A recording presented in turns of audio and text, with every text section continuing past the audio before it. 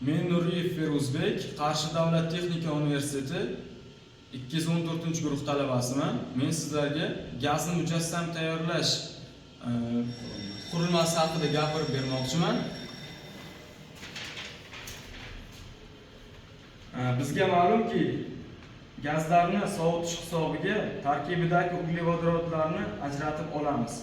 Dastlab qurilmaga gaz sipu kompressori stansiyasidan 39-45 kg bosim bilan S101 separatoriga kiradi.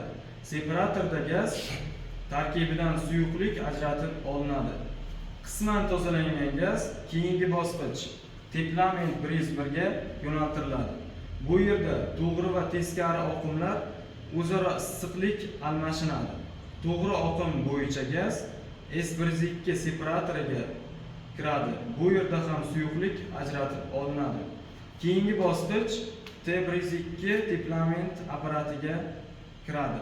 To'g'ri va teskari oqim o'zaro issiqlik almashinadi va aynan shu yerda absorpsiya jarayoni, ya'ni gaz tarkibidan namlikni dietilin glikol ajratib olinadi. Dietilin glikol vazifasi gidratlarni oldini olish maqsadida ishlatiladi. Tozalangan gaz to'g'ri oqim bo'ylab harakatlanib S0 separatoriga yo'naltiriladi. Unda ham qisman dietilin glikol ajratib olinadi. MTT agregatiga yo'naltiriladi.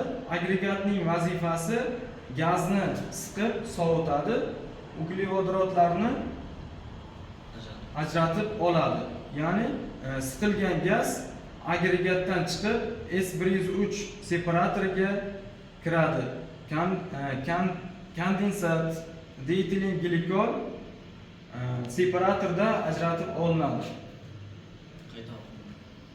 Keyingi bosqich separator 103 dan tozalangan gaz qayta oqim bo'ylab harakatlanadi. MTT agregati turbina va kompressordan iborat.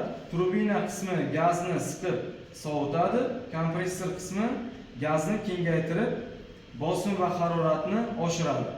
So'ngra gaz magistral gaz quvurlariga yo'naltiriladi.